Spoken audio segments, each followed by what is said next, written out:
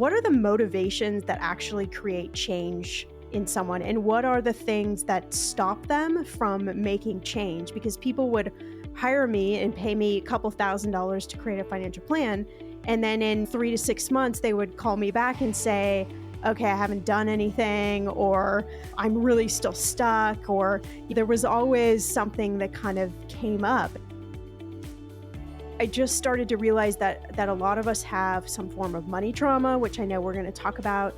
A lot of us have a money story that we don't understand from our childhood. We don't understand the impact that our childhood might be carrying through today to the decisions that we make or don't make with our money.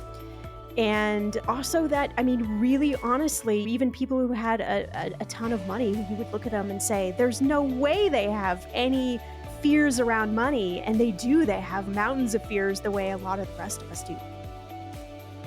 I think largely in our society, we are ingrained with being numb to debt. It's just a fact of life.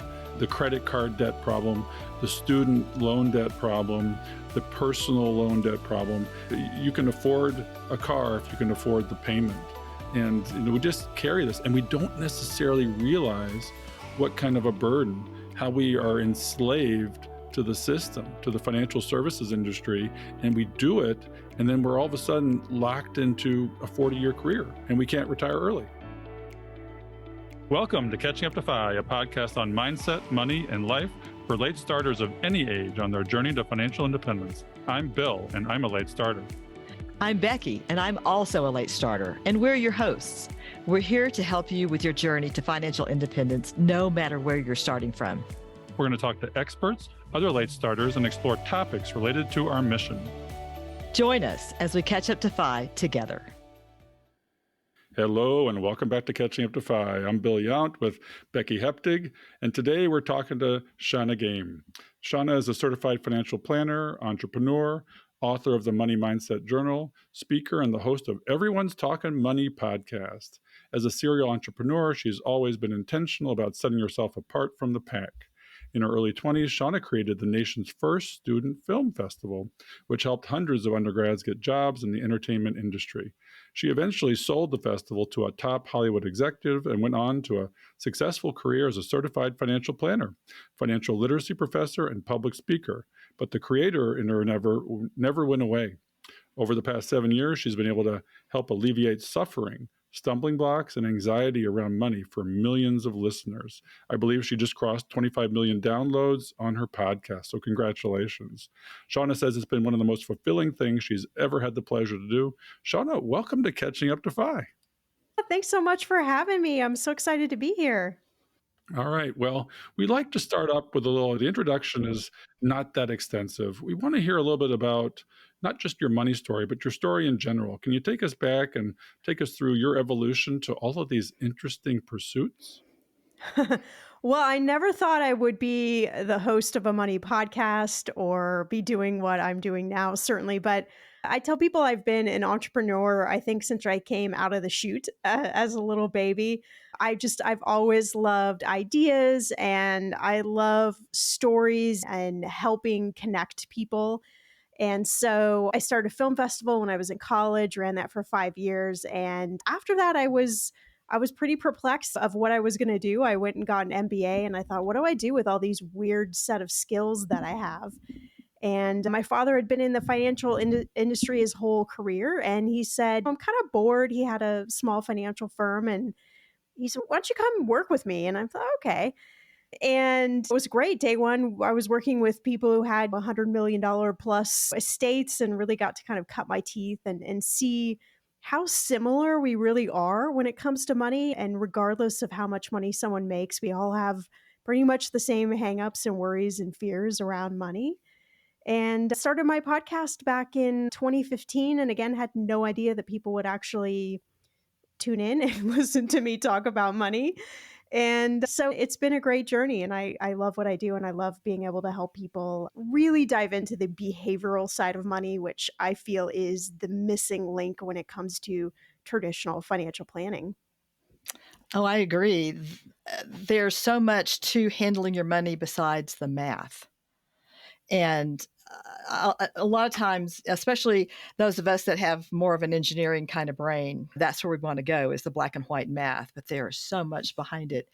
Now, correct me if I'm wrong, but you practiced as a CFP for a period of Yes. time, right? Right. Yeah, I practiced for about 13 years. Okay. And you've discovered some interesting things about your clients in that period of time, about the way they approached the plans that you had come up with for them. Would you talk about that for a minute for us?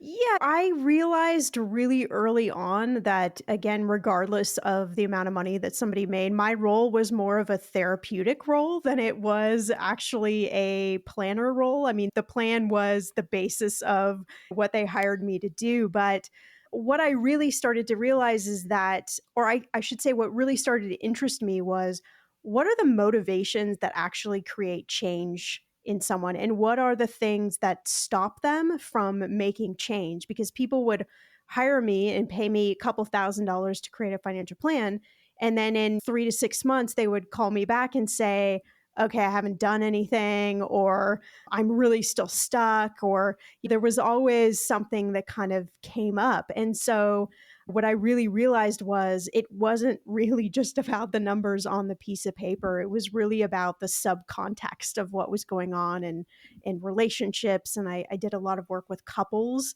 And that's always fascinating work because you have two people who don't understand their own relationship with money. And then they're coming in and trying to manage this thing together. And so I just started to realize that a lot of us have some form of money trauma, which I know we're going to talk about. A lot of us have a money story that we don't understand from our childhood. We don't understand the impact that our childhood might be carrying through today to the decisions that we make or don't make with our money. And also that, I mean, really honestly, even people who had a ton of money, who you would look at them and say, there's no way they have any fears around money. And they do, they have mountains of fears the way a lot of the rest of us do. So it really was interesting to realize that we are all so much alike, but because we don't talk about money, it kind of stays in the shadows. Well, you mentioned that your dad was a financial planner. That doesn't always mean that you're good with your money. We've talked to accountants who have had disastrous personal finances.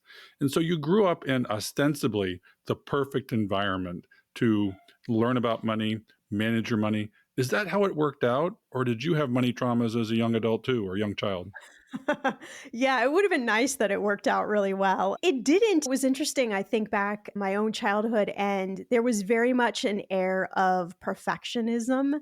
My dad was definitely somebody who he loved to work, but he worked all the time. And he would always say to me, if you're not number one, like, why do anything? And so that really was hard for me to understand and digest as a kid. Like, I didn't have a frame of reference for how to manage that. And then we didn't talk about the foundational things about money. We didn't talk about how do you create a budget. We didn't talk about what's the proper way to save money. Like, we didn't talk about those things. So what I saw was, okay, when we would go shopping, my mom would go straight to the sales racks and she would buy things on clearance. So even though we could afford to buy something that wasn't on clearance, like, that's just what we did. And so I definitely carried that through into my adulthood thinking, okay, wait, what's going on here? I've got this kind of mixed message. And there were a lot of things that were just missing. And I think that even if you grew up in a household where your parents were smart financially or knew even how to handle their own money, a lot of the lessons and kind of the core foundations around money just aren't passed down to kids in a way that can help them build a foundation to go forward. Well, do you think that our learnings about money are genetic, environmental? What percentages do you think that is? I mean, do we come out of the chute with predetermined approaches to money, or is it all learned from mentoring from our parents? It's a really interesting question, Bill. And I think there isn't enough of studies done yet to kind of determine that split. But I will say that I think a large percentage of it is what we witness, what we see, what we hear, what we feel around money. The science shows that between 0 and 7, that is when our subconscious is being formed. And that really is the time where our money patterns, our money habits, our money thoughts, beliefs, all of that is being sort of cemented inside of us. And so I think that when we get older and we get to an adult and we think like, I know that I should be doing something different, but I'm not doing something different. Like, why is that? We can go back to that time period, first 7 years, and really examine, okay, what went on? What was talked about? What wasn't talked about money? So I think a large part of it is environmental, but when we look at money trauma, there is definitely a lot of research around generational money trauma. We can look back at, say, slavery. We can look back at parents who went through the Great Depression. And I would imagine the last couple years kind of going forward for people who had kids, like that will be a real momentous time to mark another big trend in money trauma. So I think there is definitely a genetic component that kind of comes along with it. Well, it seems to involve our parasympathetic and sympathetic nervous systems, really the fight or flight response or freeze response, as opposed to a vegetative response where you're kind of in peace with money and life. We jumped right into money trauma, but we didn't define it. Let's jump back a little bit and give us your perception as a money trauma specialist, what it really is. Yeah, money trauma is a psychological, emotional response to an event or an experience that is really triggering. And so when we talk about money trauma, right, that event or experience would be something money related.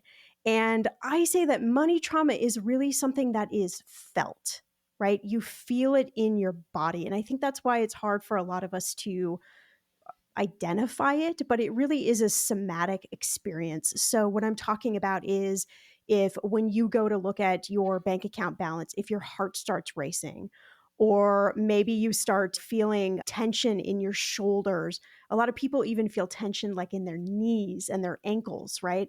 So it's a bodily experience sensation. And you talked a little bit about the body mechanics, but this is really stored in what's called our limbic system. And our limbic system is where we experience our senses. And it also is the system that controls our emotions. So, this is why we have these fight or flight emotions or behaviors kind of involved when we're talking about money trauma. When I was a kid, my dad would disappear for a month in his office to do taxes. And he got audited once. He was always trying to squeeze more juice out of the lemon from the government for money. And I grew up with a scarcity mindset in that regard. And my mom was frugal. We would buy jeans at Sears that actually stood up on their own because they were so stiff. So she was frugal, but the spender in the family. My dad was the earner. And he really promoted a scarcity mindset, but he was a doctor. He was a state employed doctor, didn't make the private physician income. And I remember being traumatized with this. I still don't like taxes. And my first opportunity, I got an accountant and said, you take care of it. I'll help, but I don't really want to touch filling out the form. So I never really learned how to do taxes. I didn't learn the lines. I didn't learn the mechanics of it. And to this day, I'm okay. I can read it, but to do it would be, in some ways, psychologically insurmountable for me. Becky, tell us about your early childhood money traumas. Well, Shannah, my parents were children of the Depression. And so I can see, and you were talking about how much of it is environmental. I mean, I can trace some of my beliefs about money back to my grandparents. I mean, obviously, I didn't know ancestors beyond them, but the behaviors that I learned from my mom and dad, I could look behind them to their parents and see the same behaviors. So if we're not conscious of it, then I know it just keeps passing down from one generation to the next. But probably my biggest money trauma was as an adult. And if people haven't listened to mine and Bill's original stories, they can go back to the beginning episodes of the podcast and listen to our stories. But during the dark days of our financial life, when we had no income and the debt just kept mounting up, there was definite trauma. I mean, I was not only fearful, I was panicked about how are we going to climb out of this hole. So I felt all of that. And praise God, I'm on the other side of that now and understand how to handle my money better and am doing a better job of it and am at peace with it now. But there were days when I thought, this is awful. It feels terrible and it's never going to change. I think that was it felt hopeless, in other words. Well, it had a big impact on your marriage, right, Becky? I mean, we argue about money, and that and sex, right? The birds and the bees and money are the two biggest sources of stress and trauma in relationships and marriages, I think. But we have an easier time talking about sex than we do about money. My wife and I will have our conflict. She's the natural big picture person, and I'm more the CFO in the weeds. And that's the way it is with you. You're more in the weeds, and your husband probably is the big picture person. But tell me, and for Shannah too, chime in on how these kinds of traumas impact a marriage. Oh, I mean, gosh, everything you describe. I mean, it's huge. I think Becky, like your situation, it creates PTSD like symptoms. And so a lot of people with money trauma do have panic feelings. They have panic moments that they don't understand. They have agitation and irritability and self-destructive behaviors, a lot of the things that you would see with PTSD. So you can imagine in a relationship how a lot of times the other partner doesn't even understand what's going on, right? There isn't like a vocabulary to explain or to explore because you don't even know that this is something as well. You just know that you're having these really strong emotions, the situation, the circumstance that you're in. But for a lot of us, it's a little like kind of mind baffling of like, well, why am I having such intense feelings? And then when you get to the other side of it, you can still have those feelings. There could be some sort of trigger that comes up, or even somebody just mentioning the word money or talking about how they spent their money or something like that can instantly put you back in that place. So, I mean, in a relationship, it's just everything is just complicated. It's just more complex. And it's really because we don't understand our own relationship with money. And then we come into this partnership. And if we don't understand our own relationship, it's impossible to understand the other person's relationship. And so it just creates areas of conflict. And then because money is this primal need, it's a thing we need, like air and water and food, everything just feels so critical to us. Even the smallest little things feel like big things to us. They were. Buying groceries was a big thing at that point in time. And you talk about you don't understand your own relationship with money. Your spouse probably doesn't understand their relationship with money. And then you put those together, and along with the fact that probably you weren't taught anything overtly about money, you were just supposed to figure it out. And so you put all these things in the same pot and stir it up, and it's like, no wonder we can't figure out what to do. It's like the giant storm, yes. Well, it seems like, to me, money trauma is universal. Do you have any idea what percentage in studies of individual folks in marriage have experienced money trauma? In marriage, I don't have a specific study. There was a study done by a company called Payoff in 2016, and it talked about 23% of Americans, about 36% of millennials experience some sort of money trauma and these debilitating kind of thoughts around money. But I mean, I don't think that is an accurate representation at all. I would argue that I feel personally that almost everyone has some form of money trauma. And I think the thing that is so interesting around when we use the word trauma is a lot of times people think it has to be something huge, right? Like Becky's situation where the money was just not coming in. Now, obviously, that is a traumatic experience.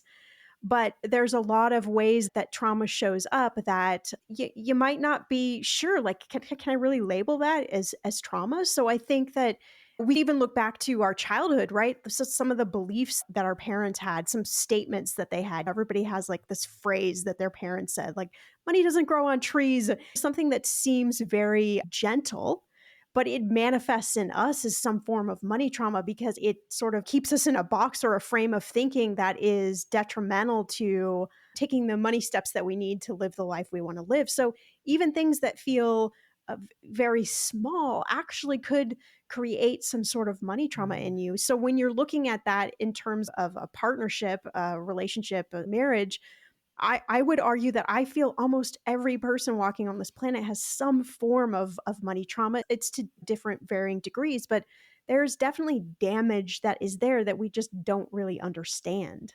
Yeah, I have a funny story because I was in the service industry as a waiter through college and med school. And I remember very distinctly when you just evoked a memory. You put yourself out there, you're trying really hard for people to have a wonderful experience. And then you have, in this case, it was four ladies that have salad and water, and they leave you a little stack of dimes for your tip. I mean, that's a real story. And I'm just like, I really tried. And generosity is, I think, one of the things that can heal money trauma, obviously. Let's take us through the things like that that cause money trauma. This is our longest relationship, as you refer to it, in life. And it's not, like you said, it's not just the big things, but one of the things that we see in our audience is divorce. We have not an insignificant number of, in our case, women, or at least who speak out in our Facebook community, that have had to restart their lives, in many cases, in sort of a gray haired divorce in their 40s and 50s. That actually happened to my mother. That was one of the stressors, among other issues in the marriage and family, that led to their divorce in her 50s. And she ended up going back to school, going back to work, and working long hours, long shifts until she was 70. Tell us about that and other things that, and some of the little things that really have a lifelong impact. Yeah, that's definitely what's categorized as a acute money trauma. So things like divorce, death, chronic illness, like something that happens one moment in time. I can relate to your story. I got divorced when I was in my very early 30s. And even as a practicing money expert, I had to let go of every single asset that I owned because I was the only one working in the relationship at the time. And wow, I mean, talk about trauma. I spent a lot of time having to decondition from that experience and thinking that who am I to give people money advice? Like I had to give up everything that I owned. I had a car that I had to my name that was still had a payments on it and it was very expensive. And I had a blue suitcase that I stuffed full of whatever I could from my house. And that was it. That was all I had to my name. But really, I think the great thing about, if we can categorize this as going through money trauma, is gosh, you have so many lessons that you can teach other people, that you can help other people through these really tough kind of moments in time. And I think that's the beauty of the human experience. Then we have what's classified as like chronic money trauma. So this is something that is going on and on. And we can look to things like sexism and racism and systemic poverty and financial abuse, like a business closing or being laid off. That is an example of that. For younger folks, I mean, even probably folks in their 40s and 50s, debt, right? So student loan debt is a big form of money trauma. A lot of people who still have student loan debt were hoping that there would be some sort of financial forgiveness, which didn't happen this year. And so a lot of people are back in kind of that traumatic mode of, oh my gosh, I still have to pay for these things. How is that going to work? Mm-hmm. I have become so debt averse that I think having to take on debt would be, any kind of debt would be traumatic for me. And so I just want to ask you a question. You said specifically student loan debt, but would you categorize debt, any kind of debt, as a traumatic event? Absolutely. It's interesting, Becky. I was just having this conversation with someone last night who was asking me a form of the same question. Uh-huh. So, yes, absolutely having debt, but also not having debt. So, this person had never had any specific type of debt, and she was thinking about taking out a loan to remodel her kitchen. And the idea of having debt was traumatic to her. So, it can work both ways, whether you're in debt or out of debt, but for sure debt, because it's this thing that just feels inescapable. I was numb to debt. I had kind of the opposite problem. And I think largely in our society, we are ingrained with being numb to debt. It's just a fact of life.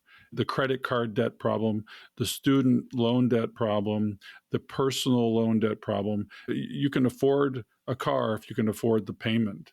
And we just carry this, and we don't necessarily realize what kind of a burden, how we are enslaved to the system, to the financial services industry, and we do it, and then we're all of a sudden locked into a 40-year career, and we can't retire early. Mm-hmm. Mm-hmm. Yeah, exclamation mark. Yes. I definitely wanted to make that point because other people have different opinions about debt. But I think for our audience specifically, that carrying debt is a real roadblock to their path to financial independence. So I just wanted people to hear that debt is a form of financial trauma. Thank you. Oh yeah, and we had debt until about, including our mortgage debt, until I don't know, about 5 to 7 years ago, and we had a windfall and we were able to pay off our house. We went into the bank and we wrote the largest check of our lives. And we were at the teller. I mean, it was just, it was, and it was like such a huge deal for us. We were overjoyed. We were ebullient. And the teller goes, okay, that was great. You're like, wait, there's no streamers and balloons and like, where's the party here? That's right. Thank you for the check. Next customer, please. Oh my God. I hope you went out and did something fun, like got a bottle of champagne or did something to celebrate that moment. Yeah, we did do a bottle of champagne. We didn't have the mortgage burning party, which I think can be a thing. It just looks like the gender reveal, and we celebrate everything over the top. But we did celebrate, and I'll tell you, it feels great. I would never go into quasi-retirement, that word again, but with debt, I couldn't do it, and I can't ever go back. Mm-hmm. I agree. And a couple other forms of money trauma, like specifically when we're talking about older adults, is definitely healthcare costs. I think there's a lot of fear around how much healthcare is going to cost. That can cause a lot of trauma. The stats are in any partnership, married relationship, typically the husband passes away before the wife, and typically you end up burning through most of the money to care for the husband, and then the wife is left with very little money, and she's looking at a trajectory of living longer than her spouse, and so that can cause a lot of money trauma. And then I also see cognitive aging in older folks, where you might be more exposed to financial scams and a lot of the things that we get a million texts a day about all sorts of things. And I always have my parents saying, like, should I? I'm like, no, you should not. Don't click on anything. Don't reply to anything. And so things like that can cause money trauma just as you age. Mm-hmm. Yeah, I just had a fraud episode where I succumbed to one of those scams. It looked real, like they said, you have a package waiting for you at the post office. And I don't know why I did this, but they said, you need to make this small payment and we'll hold it for you, and then you can come pick it up. Did it. Next thing I know, they're trying to charge $5,000 on my business card. And I'm still waiting for the card. And I'm just like, again, because this has happened before where it wasn't my fault, but they just skimmed my card and took me for thousands of dollars. And thankfully, well, it was on a debit card, so it was hard to get that money back, much harder than a credit card. So, and it happened to my mom. She succumbed to a Target card scam where, and you are more susceptible when you are fearful as you're older and you have this scarcity mindset, you're on a fixed income. It's pervasive and it's very scary. One of the things that my husband and I and a group of friends that we're a part of have tried to do is make sure that we have laid out a plan so that when our own brains start not working properly, I mean, I'm 67, almost 68. So I know there's going to be a day when I don't understand financial concepts the way I do now. And I probably don't understand them now as good as I did 10 years ago. But knowing that, we've laid out a plan for exactly how we want things to go, and we've shared that with our children already. As Cameron Huddleston a couple of episodes ago was talking about in making a plan when you're older. And I think that has helped me be more comfortable And hopefully it will help me not be so worried and anxious 10 years from now, because I've got it written out and I know what I'm expected to do when I reach that point. I've left notes for my older self. I love that. I love that. That's a great idea, though. I mean, what a way to pre-think about things and to plan the best way that you possibly can. I think when we talk about money trauma, it really does, when you're in a moment of money trauma or you're in a prolonged period of money trauma, it's you have an inability to plan and an inability to organize and an inability to take the money steps that you really need to take. So thinking about those things ahead of time, I think, is a brilliant move. And my reaction to money trauma is interesting because as you mentioned, it's emotional, it's visceral. And as I said before, I grew up in a scarcity mindset. And I also grew up in a deprivation mindset because I was a student forever. I lived the student poverty life until I was 30, roughly, when I came out of residency. And I had established not a mountain of, but significant credit card debt because I deserved things that I couldn't pay for. But my response was interesting. A lot of folks have a resultant frugality response from scarcity. I did not. I had a spendthrifty response. Why are our responses so various and different? You would have thought I'd be more frugal and cautious, but I threw caution to the wind. I think it's not rational, right? Our response to money trauma or any money situation that we go through, our reactions are not always rational. So a lot of times we do see when somebody's in the situation you're in, go to overspending, go to that place of just throwing caution to the wind. And I think it's wrapped up in this like chemical response that we need. We all spend more money than we should, and we can use air quotes for all of this, but there is an emotional chemical response that happens in our bodies. So if we're in a moment where we don't feel good about money or we've come through a traumatic period of time, spending money, gosh, that makes us feel good, right? It's like the endorphins. Mhm. It releases those chemicals in us, and we're like, oh, okay, I feel good, even though I know I should not have probably done that or bought that thing or whatever that might be. But gosh, I feel good, right? And so it's that rush of energy and it's addictive. And you just want to keep kind of coming back for more. So Mhm. overspending is a very common response to almost any type of money trauma, even though rationally it seems like the opposite thing that you would choose to do. Hmm. Yeah, I think you can judge spendthriftiness by the number of Amazon boxes that show up at your house every day. The, the one-click shopping, and it's just you're sitting there at night watching TV, and you're like, I need this, and swipe. It's kind of like Tinder. Swipe right, swipe right, swipe right. Mhm. And I had a period of time where that was the case. My wife gave me a hard time about it. And that's the little ways. And then there, you mentioned the car. You had the big expensive car. We had that too. We could afford the payment, we could afford the car, and it just rolled forward. The Amazon boxes just compound into the larger things, the big things that you really got to Mhm. pay attention to. Mhm. Like housing, as we've talked about before. We built 2 houses. And why were we doing that? We didn't need to do it. Buy a used house. Uh, buy used clothes. It all is interrelated, right?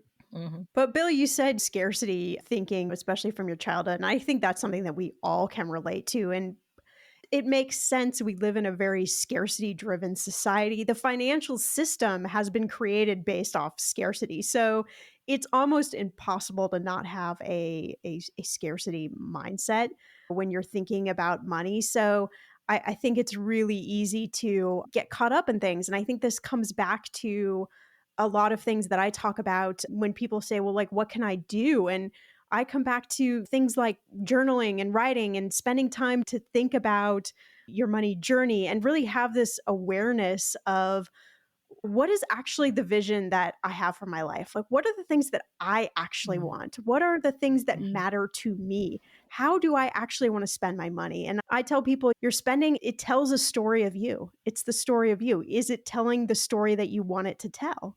And so this comes back to this idea of bringing authenticity to our money and putting blinders on to what other people are doing. And it's hard to do when we're operating in a very scarcity. You've Mhm. got to have this thing or you're going to run out of money. You don't have enough. And all of those messages alone can cause trauma. So it's about kind of quieting the situation and really having some sort of awareness of your own life and your own journey and what matters and what doesn't. Mhm. Shannah, let's talk a little bit about what does money trauma look like? And then I want to get to, okay, how do we recognize it? And then what do we do about it? So tell us what money trauma looks like. Yeah, so I tend to say the more like hyper focused you are on something is usually a good indicator that there's some sort of money trauma there, which really is why I ask people this question all the time that seems very simplistic, but how do you feel about money? And then I ask them that question. And then when they give me an answer, I say 5 whys. So, okay, if you say, well, I feel stressed about money, okay, tell me why. Well, I just never feel like I have enough money. Okay, why? So like we keep digging down until we can get to some sort of like foundational level where we can really understand what are we playing with? What is kind of the bottom thing that is causing this sort of hyper focused reaction to money. And so then the second thing is really checking in with your body. So when you go to pay your bills, when you open your banking app, when you're driving up to the ATM, when your partner is talking about money, when you're watching news and what is happening in your body?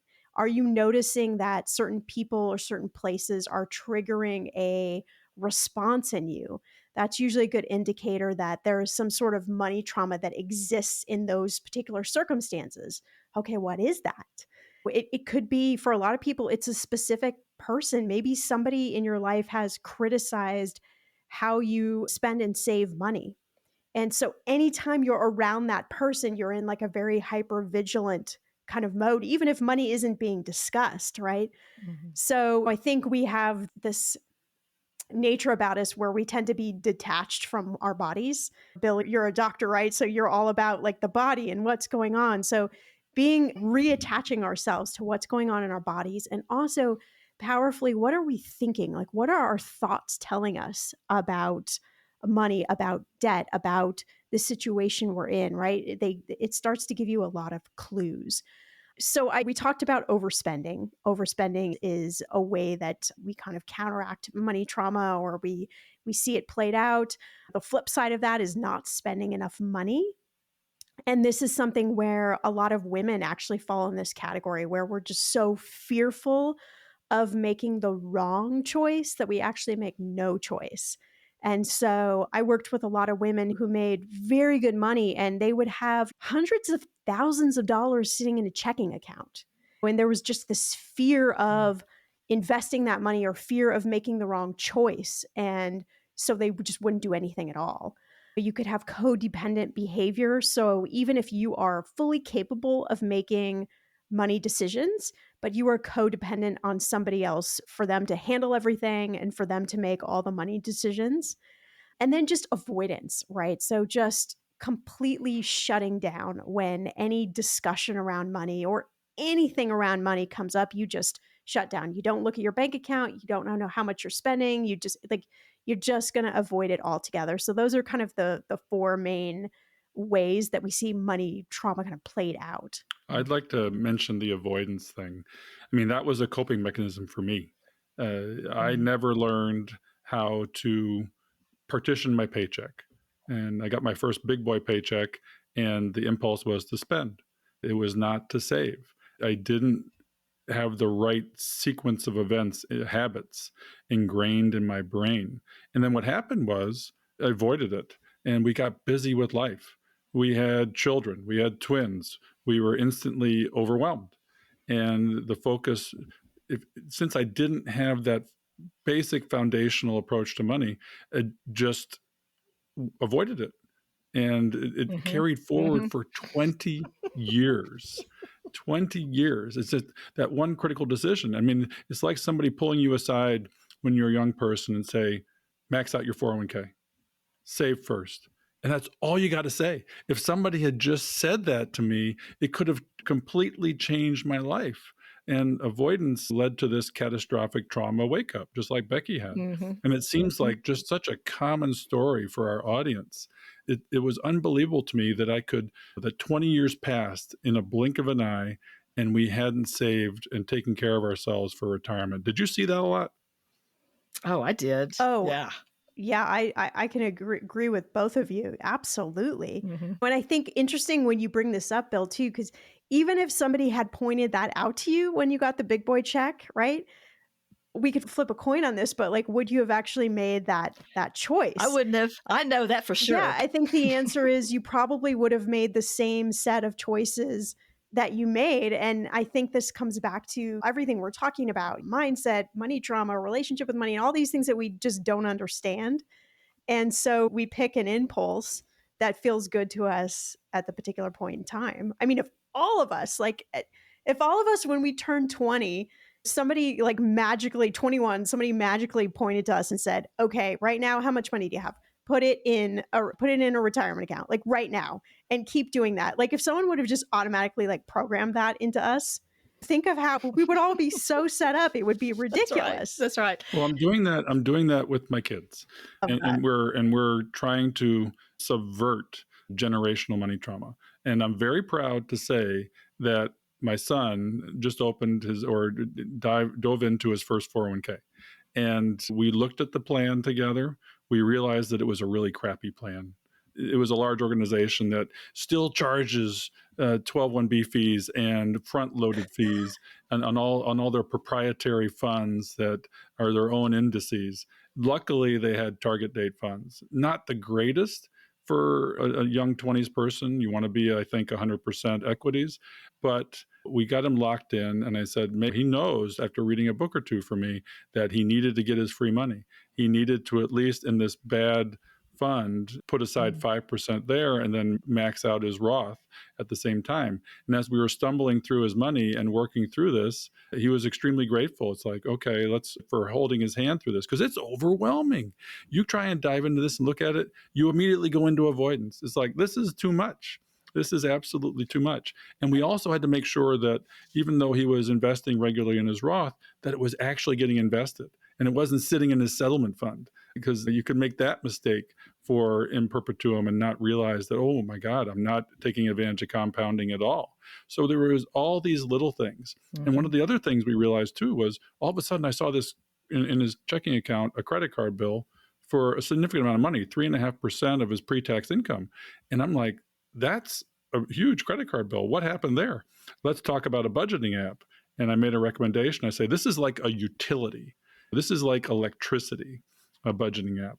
And you, with your lower income situation, you've got to make every penny have a job, not just every dollar, and focus more on frugality. And if it means having potlucks and not eating out with all your friends at these expensive restaurants, that's what it means, because that's the season of life you're in, right?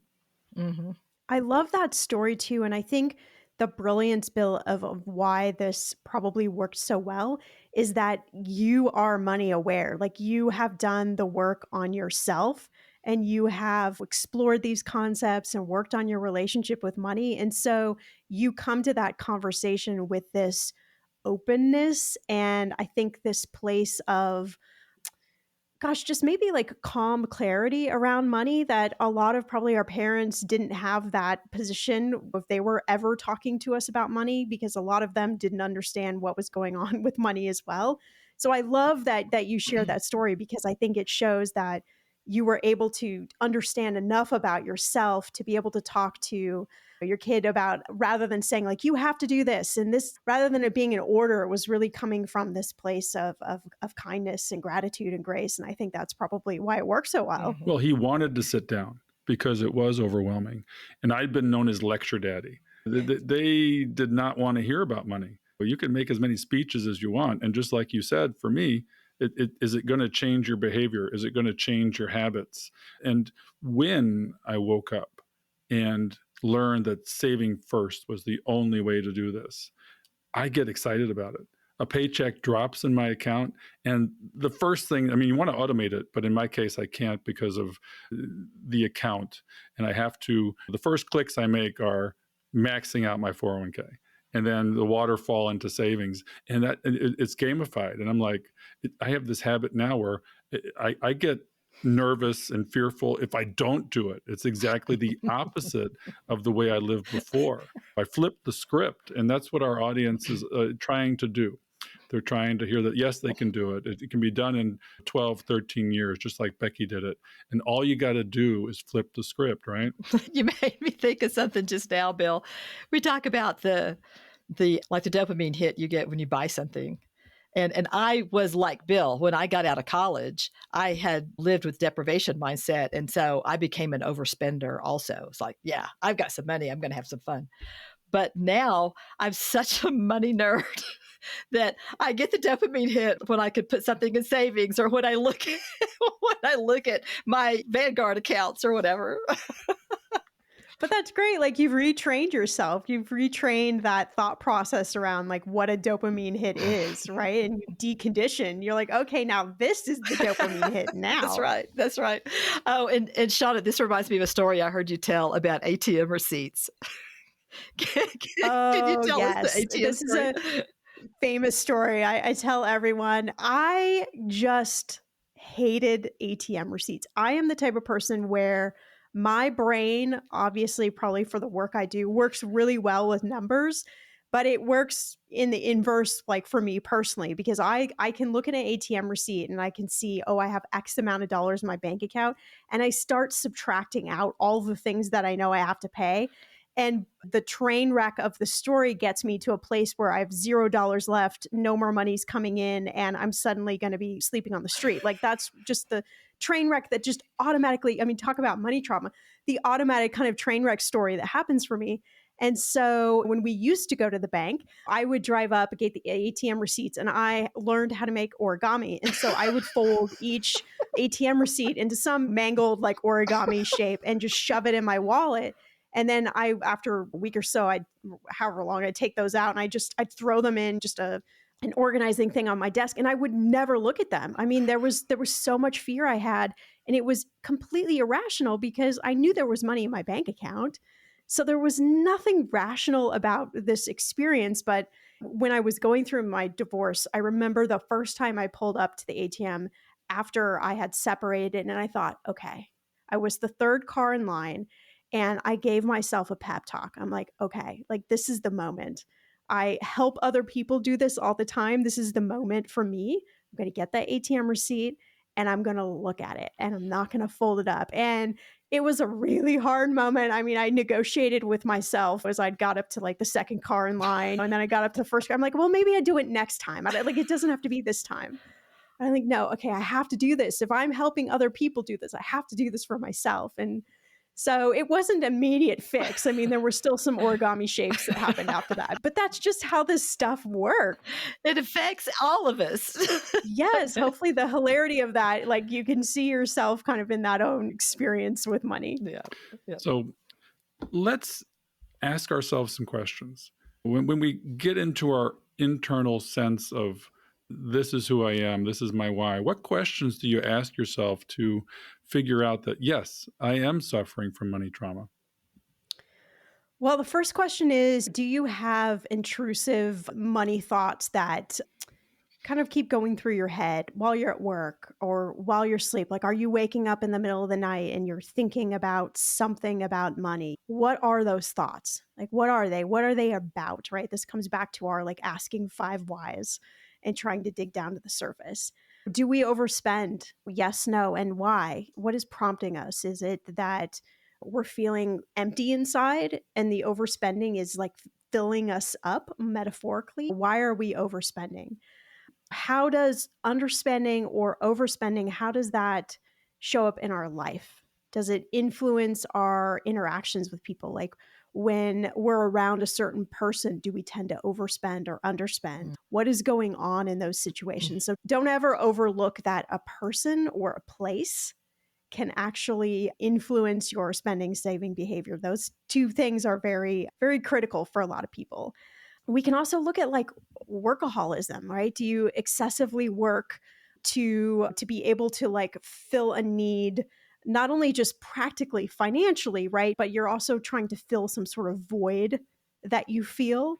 And another thing is like financial dependence, right? So looking in your life, and is there anything I'm financially dependent on that is not a good dependency, right? We all have dependencies, but is there anything out of the ordinary? And then we talked about avoidance, which I think is something that we can all relate to. Is, do you have financial avoidance? So what are those?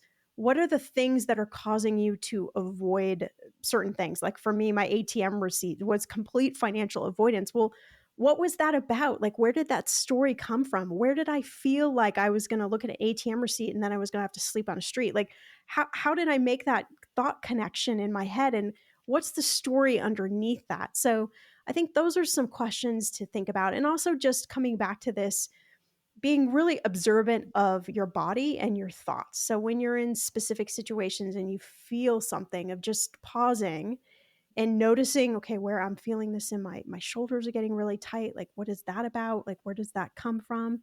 So really doing this, being like an investigator, I say, right? Your own detective of what's going on in your life, I think is a really good place to start. Oh, that's awesome, because you do have to ask yourself questions. You shouldn't just plow ahead like I did. Therapy for yourself and emotions is actually money therapy, because it's not just money traumas that cause money trauma. You can have your own mental health issues, your own PTSD outside of the fact that it manifests itself as a money behavior, right? Mm-hmm. 1,000%. Shannah, I want to ask a question because we're probably going to get next into what do we do about this? How do we heal from this? But my question right now is identifying and recognizing this in ourselves, is that like the biggest piece of this? 1,000%, Becky. Yeah, I think it's because we're taking the spotlight, right? And we're shining it and we're saying, oh, this exists. Okay, now let me see what this is about. Like, let me explore this. If we look at like therapy, that's what therapy primarily does, right? It's the exploration of what's going on. What are the feelings? What are the thoughts? Like, what is the story that's going on? So I definitely always say we can work with a financial therapist, but if you can't afford that, or I really feel a lot of this work can be done yourself if you allow yourself to explore these different topics. Mm-hmm. All right, let's heal. Let's find out. Our audience wants to know, what do I do then? I've recognized it. Okay. I've made my financial plan and I'm not acting on it. Something's preventing me from doing that. So how do I heal that I take action? Those steps that are part of recovery. The first place I want you to go is to look back at your money story, to look back at those first 7 years. What do you remember? I don't have a big memory back 0 to 7, but what can you explore if there are people in your life that are still around that walked through those years with you? Ask them questions. Hey, what was my experience like? Or what did our parents talk about? Or what was going on economically? What were the messages around money, right? For women, I think we can look back to pre 1970s and women were excluded from the money conversation, right? Well, there's a lot of trauma that exists in that place. So I think thinking about that time period, certainly talking to a therapist is great if you have that available to you. There are a handful of money therapists around that can explore these topics with you. But some of my favorite things are journaling. I love journaling. I started a practice that I started it earlier this year, and I tell everyone because I love it so much, is every morning I write, hey, money, comma, and then I tell money whatever is going on for me, right? So sometimes it's a word. Sometimes it's like, oh, I'm feeling this thing right now. I just kind of want to get this out on paper, right? So there are, numerous studies that show getting something from head out on paper helps you release it. So I do that practice, but you could journal about anything. It could be exploring these different questions. You could ask yourself a different question a day. Like, there's lots of ways you could do this. And I think, Becky, you talked about something earlier. I think you were talking about giving ourselves grace, right? So self-care is really important. So when you notice and you recognize that there are money trauma or people or places or different things in your life that are causing these situations to happen, there's no judgment, there's no shame, right? So that's the worst thing you can do when you're doing this process. So giving yourself some self-care, some self-love, like, okay, this happened, cool. And it's maybe showing up in my money life this way. Okay, great. Now what can I do about it, right? So empowering yourself. Mm-hmm. But don't overlook things like going for a walk or any of the other sort of self-care things, yoga, like anything that makes you feel good, sitting out in nature. I created something that I call the 24-hour spending pause. You can take this and make this your own, but if I'm shopping online, I have a habit of putting a lot of things in my shopping cart. And so I make myself wait 24 hours before I can come back and see if I really want to buy these things. And 9 out of 10 times I get rid of most of the things in my cart, right? But it's a boundary that I put up for myself to say, okay, I know I probably tend to overspend sometimes and buy things that I don't actually need. So let me just create a little boundary, a little healthy kind of boundary for myself. So creating moments of pause where you can pause between making a decision or having a specific train of thought. For me, when I'm driving up to get my ATM receipt, it's a moment of pause, like telling myself, this is fine. These numbers are okay. Well, we just talked to Manisha Thankor, and she talks about little T traumas, and she says sort of the same stuff with regards to it's about slowing down. It's about being instead of doing. Mm-hmm. It's about not reacting, because knee-jerk reactions come from that fight or flight. Oh, I've got to do something now. But no, you don't. The first thing you got to do when you wake up as a late starter is pause, right? Yes. Mm-hmm. Absolutely. Pause. Like, give yourself that space and that time. It's like the most beautiful gift, especially if we're examining these like tough money concepts and these things that for a lot of us, money trauma, it's so deeply ingrained in who we are and how we operate. So doing that work, it's heavy lifting. Mm-hmm. So giving yourself those moments of pause, I think, is so important. Mm-hmm. Mm-hmm. I'm the kind of personality that my mantra would be, don't just stand there, do something. And sometimes I have to be, don't do something, just stand there. Yes. Yeah, that's like John Bogle. Market's falling, pause, don't do anything, don't react, don't sell, right? Right. So you have to stop and think. And I want to just plow forward. And a lot of times I make a lot of mistakes when I do that. Well, yeah, my mantra for these kinds of things is pause, plan, and then pivot. Ooh, I like that. That's good. Just the 3 Ps of recovery in my mind. Yep.